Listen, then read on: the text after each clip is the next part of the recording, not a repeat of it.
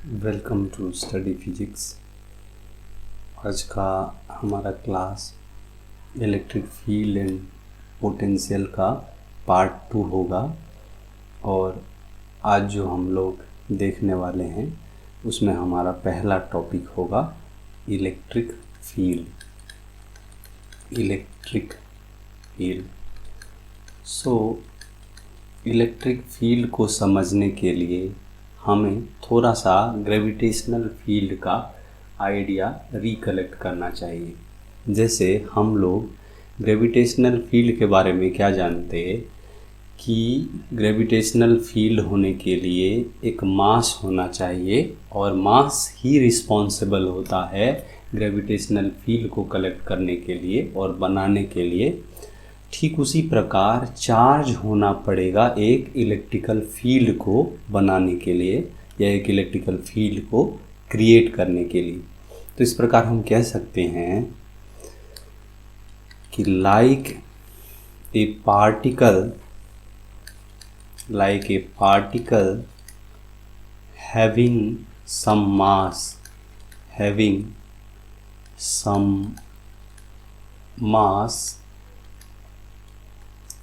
mass creates gravitational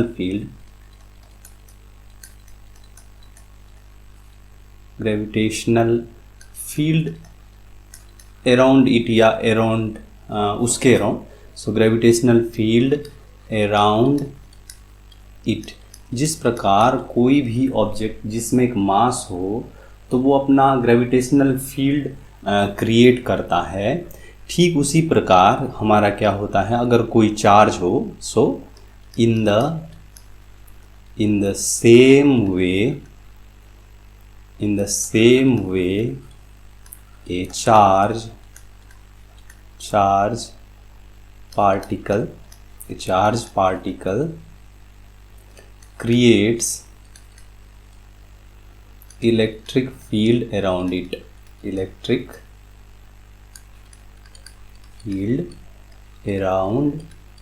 it. अब जैसे कि अर्थ है तो अर्थ का खुद का मास है, तो अर्थ खुद के मास की वजह से अपना एक ग्रेविटेशनल फील्ड क्रिएट करता है। फिर उसमें कोई मास अगर आए तो वो उसको अपनी ओर अट्रैक्ट करने का ट्राई करता है। तो ठीक इसी प्रकार जो हमारे पास चार्जेस होते हैं, एक्चुअली में चार्जेस दो प्रकार के हुए। तो जो पहला चार्ज है वो इलेक्ट्रिकली पॉजिटिव चार्ज हम लोग कह सकते हैं।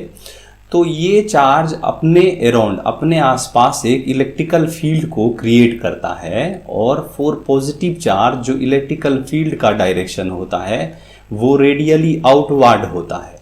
तो इस प्रकार जैसे मास अपना एक ग्रेविटेशनल फील्ड क्रिएट करता है अपने अराउंड, ठीक उसी प्रकार चार्ज भी जो है वो अपने अराउंड एक इलेक्ट्रिकल फील्ड क्रिएट करता है। और पॉजिटिव चार्जेस के लिए जो इलेक्ट्रिकल फील्ड होते हैं वो रेडियली आउटवर्ड होते हैं, और अगर ये नेगेटिव चार्ज हो तो जो इलेक्ट्रिकल फील्ड होगा उसका डायरेक्शन रेडियली इनवर्ड होगा।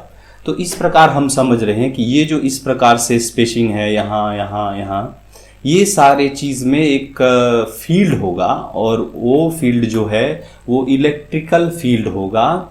और ये कुछ ऐसा प्रॉपर्टी शो करेगा कि जब इस फील्ड के अराउंड कोई दूसरा चार्ज पार्टिकल आएगा तो या तो वो उसको रिपेल करेगा या उसको वो अट्रैक्ट करेगा। अगर लाइक चार्जेस होंगे तब तो वो रिपेल करेंगे, और अगर अपोजिट चार्जेस होंगे तब वो इसको अट्रैक्ट करेंगे। तो इस प्रकार एक चार्ज इलेक्ट्रिकल फील्ड को अपने अराउंड क्रिएट कर रहा होता है। तो अब इसी इलेक्ट्रिकल फील्ड को मैथमेटिकली अगर कोई टर्म देना चाहें या मैथमेटिकल कुछ एक्सप्रेशन लिखना चाहें तो उसके लिए हम क्या कह सकते हैं कि मैथमेटिकली अगर इसको देखना चाहें या कोई एक्सप्रेशन से रिलेट करना चाहे तो हम लोग ने अभी देखा कि अगर कोई चार्ज है तो वो अपने अराउंड एक इलेक्ट्रिकल फील्ड क्रिएट कर रहा है, और जब हम कोई दूसरे चार्ज को इस फील्ड के अराउंड लाने का ट्राई करेंगे तो वो फील्ड या तो रिपेल होगा या रिपल्सन फील करेगा या अट्रैक्शन फील करेगा। तो इस प्रकार उसमें एक फोर्स होगा, मीन्स वो एक फोर्स फील करेगा, इधर अट्रैक्शन फोर्स और रिपल्सन फोर्स, और वो फोर्स कहीं ना कहीं इस इलेक्ट्रिकल फील्ड के साथ कुछ रिलेटेड होगा। तो हम फोर्स और फील्ड में कुछ मैथमेटिकल रिलेशन ढूंढ सकते हैं। तो अभी आइए इसको कुछ वर्ड में लिखने का ट्राई करते हैं। तो हम क्या कह सकते हैं कि consider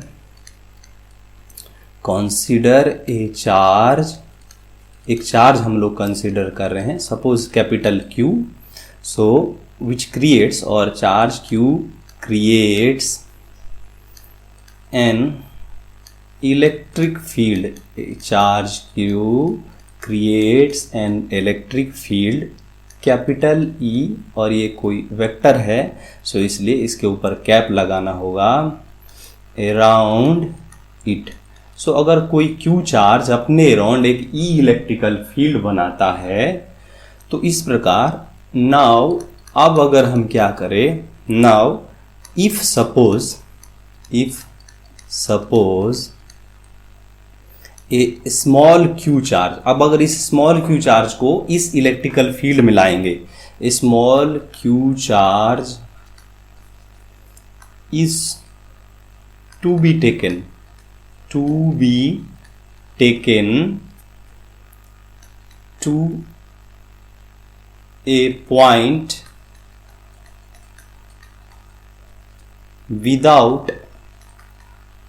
without disturbing the source charge. So और वो जो हम पॉइंट ला रहे होंगे, मीन्स जिस पॉइंट पर इसे ला रहे होंगे, वो इलेक्ट्रिकल फील्ड के इन्फ्लुएंस में होना चाहिए, मीन्स वो पॉइंट उस जगह पर हो जहां तक कि इस इलेक्ट्रिकल फील्ड का इन्फ्लुएंस हो। तो हम क्या कह सकते हैं, अगर ऐसे इलेक्ट्रिकल फील्ड में इस Q चार्ज को हमने लाया तो क्या होगा, देन ये जो स्मॉल Q चार्ज है, small Q will experience, small Q charge will experience, so small Q charge will experience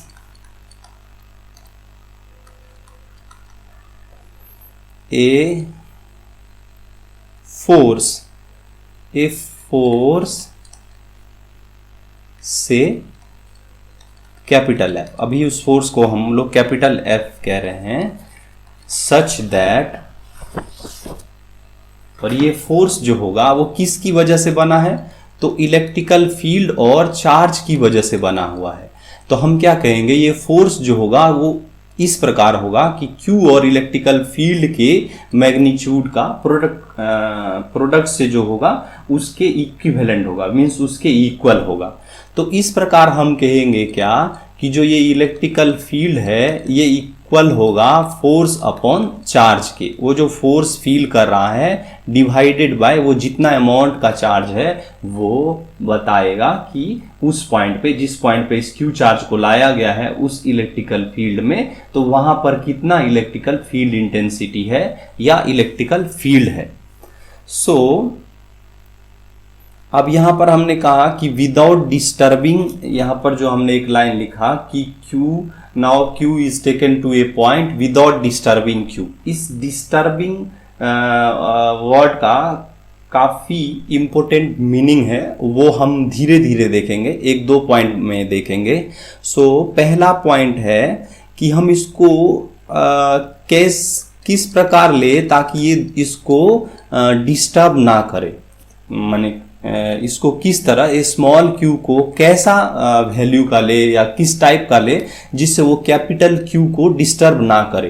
तो उसके लिए हम इसको बहुत ही छोटे क्वांटिटी का लेते हैं, छोटे मैग्नीट्यूड का लेते हैं, और ताकि ये Q को ना डिस्टर्ब करे। एक किस प्रकार इसको हम पहले लिखते हैं, फिर छोटा सा आइडिया करते हैं इसके लिए। So to ensure small Q is not disturbing, small Q is not disturbing capital Q the magnitude of small q is taken very small, इसको काफ़ी छोटा लिया जाता है। अब हम इसको थोड़ा सा समझने का ट्राई करते हैं। अब देखिए एक एग्जाम्पल में हमारा ही इसी पॉइंट के लिए जो हम लोगों ने देखा है, इसी पॉइंट के लिए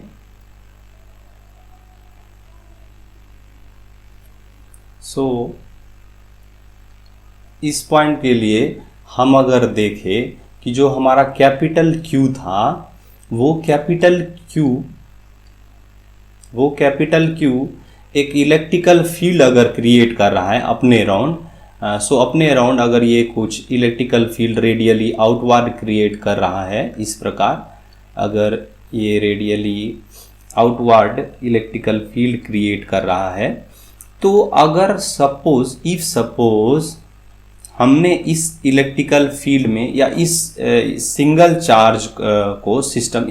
चार्ज सिस्टम को अगर हम एक्सपेंड करेंगे, मीन्स इसमें अगर हम डबल चार्ज सिस्टम बनाएं या और भी ट्रिपल चार्ज सिस्टम बनाएं, तो इसका एक बड़ा इन्फ्लुएंस होगा। और वो क्या इन्फ्लुएंस होगा कि देखिए अगर ये सिंगल चार्ज है तो इफ सपोज ये जो इलेक्ट्रिकल फील्ड बना रहा है, इलेक्ट्रिकल फील्ड इंटेंसिटी अगर ये E1 है और सेकेंड टाइम जो हम सिस्टम ले रहे हैं उस टाइम जो हमारा 2 चार्ज का सिस्टम अगर हो जाए, सपोज ये Q plus small q charge का, तो पहले हम Q चार्ज के लिए देखें कि जो इलेक्ट्रिकल फील्ड है वो रेडियली आउटवर्ड कुछ इस प्रकार से शो हो रहा है। और अगर हम इसमें ही अगर हम एक स्मॉल q चार्ज को भी इंट्रोड्यूस कर देंगे तो क्या होगा, इसके चलते भी एक इलेक्ट्रिकल फील्ड जो है वो बनेगा। तो इस प्रकार रेडियली आउटवर्ड इलेक्ट्रिकल फील्ड इसके चलते भी होगा।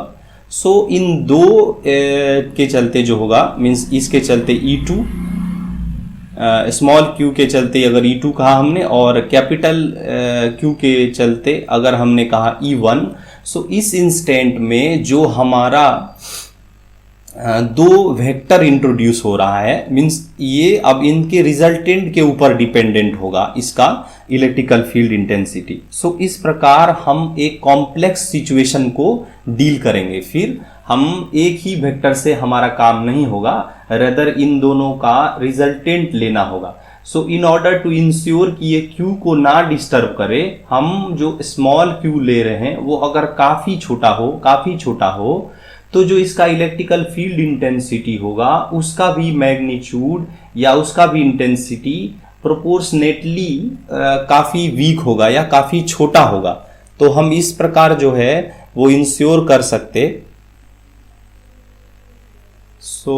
इस प्रकार हम इंश्योर कर सकते हैं कि ये जो हमारा इलेक्ट्रिकल फील्ड होगा अगर इसको हम काफ़ी छोटे मैग्नीट्यूड से लेंगे तो इसकी वजह से इसमें कोई डिस्टरबेंस नहीं आएगा।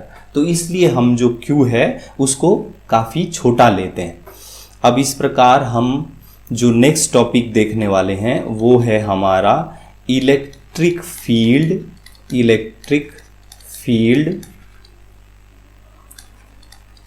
Due to a point charge, electrical field due to a point charge. इसका हमें अब तो थोड़ा आइडिया हो ही चुका है कि एक चार्ज अपने अराउंड इलेक्ट्रिकल फील्ड बनाता है। ये जो इलेक्ट्रिकल फील्ड बनाता है उसका क्या मैथमेटिकल एक्सप्रेशन होगा या वो किस प्रकार इलेक्ट्रिकल फील्ड और चार्ज आपस में इंटर रिलेटेड है, हम इस चीज़ को यहाँ पर देखेंगे। तो ये भी हम लोग प्रायः देख ही चुके हैं, बस एक बार वर्ड में लिखना है और समझना है। अभी हमने जैसे देखा कि ये स्मॉल q चार्ज को जब E इलेक्ट्रिकल फील्ड में लाते हैं तो Q इंटू E फोर्स उसमें हो जाता है। और हम लोग एक और भी चीज़ जानते हैं कि कूलॉम्स लॉ से अगर कोई कैपिटल Q है और एक स्मॉल q है तो उनके बीच एक कूलॉम्बिक फोर्स ऑफ अट्रैक्शन और रिपल्सन होता है। तो इस दो चीज़ों को अभी हम इसमें इक्वेट करके electrical field due to a point charge को समझने वाले हैं। तो आइए देखते हैं। इसमें हम लोग क्या करेंगे, consider a charge consider a charge capital Q creates capital E electric field. अगर कोई capital Q charge capital E electrical field create कर रहा है तो हम क्या कहेंगे, then if a small q charge, if a small q charge is taken into its field, और ये this field means E field के अराउंड जब इसको लाया गया into its field, तो क्या होगा, by that time capital E जो इलेक्ट्रिकल फील्ड इंटेंसिटी है वो क्या करेगा, creates small q into capital E force on E। सो ये इलेक्ट्रिक फील्ड जो है इस स्मॉल q चार्ज पर एक फोर्स अप्लाई करेगा, वो फोर्स इतना के बराबर होगा, q इंटू E के बराबर होगा। एंड ऑल्सो हम लोग जानते हैं, also from Coulomb's law, so हम लोग कूलॉम्स लॉ से भी जानते हैं, कूलॉम्स लॉ से अगर two charges means capital Q and small q separated हैं बाय सम डिस्टेंस, उनके बीच अगर कोई separation is equals to suppose r है, तो इनके बीच में जो कूलॉम्बिक फोर्स ऑफ अट्रैक्शन और रिपल्सन हो सकता है वो किस प्रकार होगा कि देखिए, पहले हमने एक सोर्स चार्ज Q लिया था, इसके चलते एक इलेक्ट्रिकल फील्ड बना हुआ है जिसका मैग्नीट्यूड E है। अब इस फील्ड में हम किसी Q जो चार्ज होता है वो स्केलर क्वांटिटी होता है, सो हम इस Q को अगर इसमें लाने का ट्राई कर रहे हैं तब वो जो फोर्स फील करेगा due to this electrical field वो Q इंटू E होगा। अब इफ सपोज इनके बीच में सेपरेशन R का है और इस पॉइंट पर जो वो फोर्स फील कर रहा होगा बाय कूलॉम्बिक लॉ, सो हम from Coulomb's law means Coulombic force जो होगा उसको अगर हम मान लीजिए FC कहे तो वो हो गया, क्या होगा, 1/4 पाई एप्सिलॉन नॉट Q1 हमारा Q है कैपिटल Q और Q2 स्मॉल q है बाय R स्क्वायर के बराबर होगा। तो इस पॉइंट पर अगर इसको बैलेंस होना है तो ये फोर्स और ये फोर्स को तो बैलेंस होना पड़ेगा, तभी तो देखिए अगर ये स्मॉल q चार्ज है, ये इलेक्ट्रिकल फील्ड में है, तो पॉजिटिव चार्ज इसमें एक रिपल्सन फील करेगा और ये कूलॉम्बिक फोर्स या ये जो कूलॉम्बिक फोर्स है वो भी आपको Q1 Q2 bye R square. सो इस पॉइंट पर तो कोई जो फोर्स होगा हम चाहे इस मींस कूलॉम्बिक मेथड से कैलकुलेट करें या इस मेथड से कैलकुलेट करें, ये दोनों को सेम होना पड़ेगा। तो इस वजह से जो FC आएगा इसको इक्वल होना पड़ेगा Q इंटू E के बराबर। तो हम अब कह सकते हैं कि ये जो 1/4 पाई epsilon not capital Q R square ये QE के इक्विवेलेंट है। सो ये Q से Q जब कैंसिल होगा तो हम क्या कह सकते हैं कि E is equals to Q/4 pi epsilon not R square के बराबर हो रहा है। तो अब देखिए इसमें एक बहुत ही इंपॉर्टेंट इंफॉर्मेशन है, वो ये कि हम जो यहाँ पर ये चार्ज देख रहे हैं, ये चार्ज, ये जो कैपिटल Q चार्ज है ये सोर्स चार्ज होता है, सोर्स चार्ज। सोर्स क्यों? क्योंकि इसने ही इस इलेक्ट्रिकल फील्ड को बनाया था। तो अगर हमें कभी कोई कंफ्यूजन हो कि इलेक्ट्रिकल फील्ड में स्मॉल q चार्ज आएगा या कैपिटल Q चार्ज आएगा, तो हम इसको स्मॉल और कैपिटल में ना उलझ के इस प्रकार देखेंगे कि इस दोनों में से सोर्स चार्ज कौन सा है। जो सोर्स चार्ज होता है वो ही रिस्पॉन्सिबल होता है इलेक्ट्रिकल फील्ड को बनाने के लिए। तो इस वजह से हमेशा ही इलेक्ट्रिकल फील्ड के इक्वेशन में ओनली सोर्स चार्ज आएंगे। तो इस प्रकार हम एक कंक्लूजन लिख सकते हैं या नोट लिख सकते हैं। सो कंक्लूजन हमारा ये होगा कि इन इलेक्ट्रिकल फील्ड इक्वेशन, और इस प्रकार लिखे कि electric field depends depends upon source charge. So electric field किस पर डिपेंड होगा, हमारे सोर्स चार्ज के ऊपर डिपेंड होगा, and not upon test charge.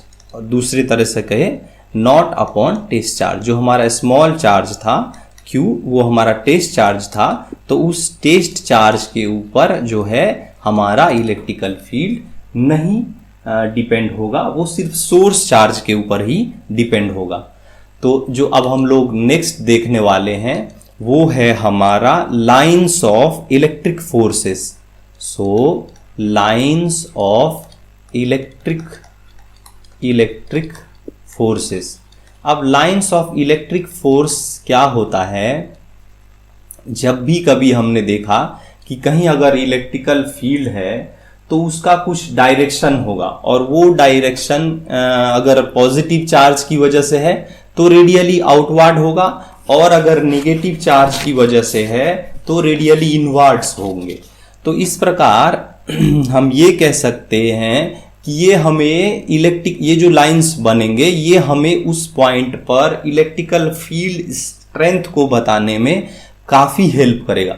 Means अगर लाइंस स्ट्रॉन्गर होगा तो इलेक्ट्रिकल फील्ड स्ट्रेंथ स्ट्रॉन्गर होगा, मीन्स ज़्यादा होंगे तो इलेक्ट्रिकल फील्ड लाइंस अगर ज़्यादा हैं तो इलेक्ट्रिकल फोर्स भी स्ट्रॉन्गर होगा, अगर कम है तो वहाँ पर वीक होंगे। तो इस प्रकार हम अगर इसको वर्ड में समझने का ट्राई करें तो हम लोग कहेंगे lines of electric force, lines of electric force defines the electric field strength। अगर ये जितने ही अमाउंट में होंगे उतना ही स्ट्रॉन्ग वहां पर इलेक्ट्रिकल फील्ड होगा। So electric field strength eight ए पॉइंट, किसी एक पॉइंट पर इलेक्ट्रिकल फील्ड स्ट्रेंथ कैसा है, वीक है या स्ट्रांग है, ये हमें इलेक्ट्रिकल लाइंस ऑफ फोर्सेस की वजह से पता चलेगा।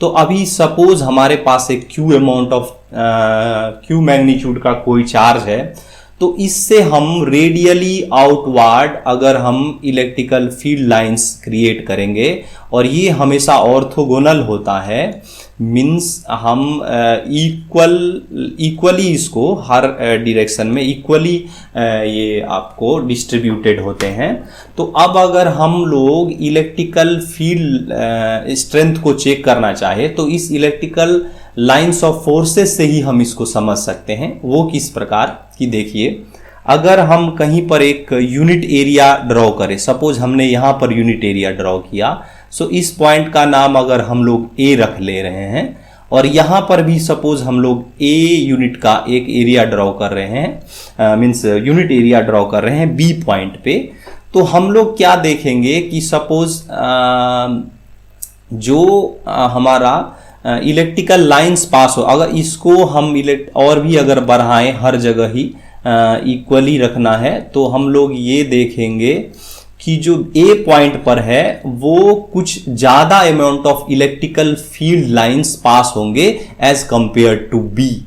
सो हम लोग यहां पर क्या देख रहे हैं कि जो इलेक्ट्रिकल फील्ड स्ट्रेंथ है, यहां पर देखिए हमने यहां पर ये कहा area at A is equals to area at B, but number of lines जो है electrical forces, lines of electrical forces at A is greater than number of lines at B. अगर ये हम कंक्लूड कर पा रहे हैं तो हम क्या कहेंगे, जो इलेक्ट्रिकल फील्ड स्ट्रेंथ एट ए है वो ग्रेटर होगा, मीन्स उसका स्ट्रेंथ ये ए होगा ग्रेटर होगा एज कंपेयर टू बी। सो हम कहेंगे कि जो हमारा इलेक्ट्रिकल फील्ड स्ट्रेंथ है वो डिपेंड हो रहा है number of lines of forces के ऊपर। सो हम लोग यहां पर कंक्लूजन में ये कह सकते हैं कि so electric field intensity at A is more as compared to B। So A पर जो हमारा इलेक्ट्रिक फील्ड स्ट्रेंथ होगा वो अधिक होगा एज कॉम्पेयर टू B। इस प्रकार हमने फील्ड स्ट्रेंथ को पढ़ा। अब जो है हम लोग नेक्स्ट पढ़ने वाले हैं वो है हमारा इलेक्ट्रिक पोटेंशियल एनर्जी। सो इसे हम लोग पढ़ेंगे इलेक्ट्रिक पोटेंशियल एनर्जी।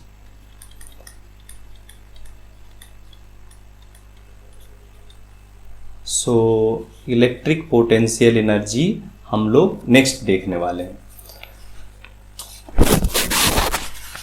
सो ये थोड़ा सा लंबा होने की वजह से और कुछ अच्छा कॉन्सेप्ट होने की वजह से हम कोशिश करेंगे कि इसको एक फ्रेश वीडियो में इसको समझाने का। सो इसके लिए आज के लिए यहाँ पर ही हम रुक जाते हैं ताकि इस पार्ट को हम एक फ्रेश वीडियो में ले सके और इसमें जो कॉन्सेप्ट है उसको अच्छी तरह से समझ पाए। और इसलिए आज इस वीडियो को यहीं पर रोकते हैं और लास्ट में ये रिक्वेस्ट के साथ कि अगर हमारा प्रयास, मेरा ये छोटा सा प्रयास अगर आपको थोड़ा सा भी अच्छा लग रहा हो, ये थोड़ा सा भी स्कोप बना रहा हो, तो प्लीज़ हेल्प करिए, मीन्स शेयर करिए, थोड़ा सा सपोर्ट करिए ताकि हम अपना प्रयास और भी अच्छा कर सके। अगर कुछ गलती हो रही हो तो उसे ठीक कर सके। So thank you.